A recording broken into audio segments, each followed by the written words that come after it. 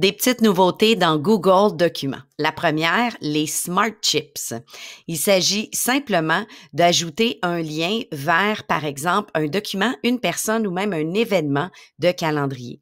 Comme on le voit ici, la Smart Chip me permet d'amener ma souris sur le titre du document.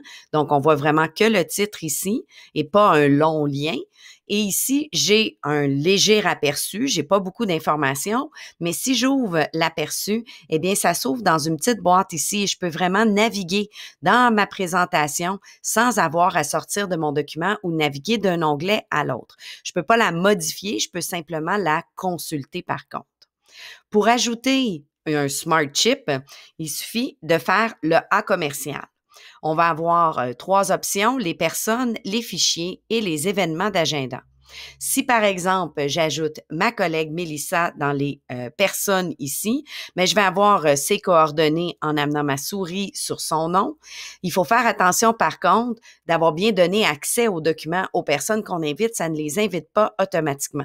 C'est pourquoi cette boîte s'affiche et va m'ouvrir la page de partager et m'inviter à partager mon document. Sinon, cette personne-là, n'aura pas accès au document.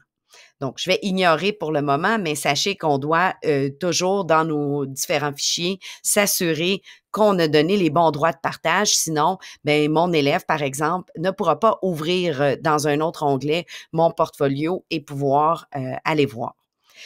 Quand on fait une recherche de fichiers, c'est un petit peu plus complexe parce que l'outil de recherche n'est pas encore 100% à point.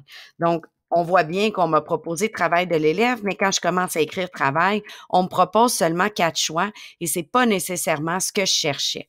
Donc, ça se peut qu'il y ait certains documents qui soient un petit peu plus difficiles à trouver. Parfois, je suis chanceuse, c'est exactement ce que j'ai besoin, mais je crois que c'est un outil qui va tendre à s'améliorer au niveau de la recherche de documents. Il faut savoir le nom précis de notre document aussi. On pourra pas, sinon, si j'écris juste travail, il va me sortir tout ce qu'il trouve comme travail. Et puisqu'il me donne seulement les 4 premiers choix qu'il a trouvés, ça se peut que je ne trouve pas précisément ce que je cherche. Ici, c'est un Google document. Donc, même chose, je peux voir rapidement ou encore cliquer et aller voir qu'est-ce qu'il y a exactement dans le document. Si je veux aller dans le document au grand complet, je vais l'ouvrir dans un nouvel onglet et là, je vais basculer dans l'interface habituelle pour pouvoir le modifier, mais pratique quand on veut juste regarder rapidement. Ça fonctionne avec tous les outils de la suite Google, donc ça aurait pu, ici, on a une présentation et un Google Doc, ça aurait pu être un Google Dessin, un Google Sheet, à vous de voir, il y a possibilité de l'ajouter. La dernière chose, c'est qu'on peut ajouter un événement. Donc, si on a dans son calendrier un événement, comme par exemple l'événement que j'ai ici, on peut ajouter un lien directement pour cette présentation-là. En amenant ma souris, je vois la date et en cliquant, ça va basculer vers mon calendrier pour pouvoir, s'il a été partagé, bien sûr, pour pouvoir participer à l'événement. Donc, ça pourrait être un calendrier partagé avec différentes dates, par exemple. Donc, assez pratique aussi. Un autre petit ajout qui est très pratique, c'est l'ajout au niveau de l'insertion des liens. Donc, si par exemple, je voudrais lier ça ici avec un lien, je peux faire un contrôle K pour ajouter le lien ou j'aurais pu faire ajouter un lien avec mon clic droit. Et là, maintenant, j'ai plusieurs propositions qui me sont faites. Encore une fois, on me donne, parce que le mot travail, les deux ici, travail de l'élève, on me propose d'autres choses et on me propose même certaines choses sur le web. Je pense pas que ce que je cherchais, c'est un plan de travail de cuisine.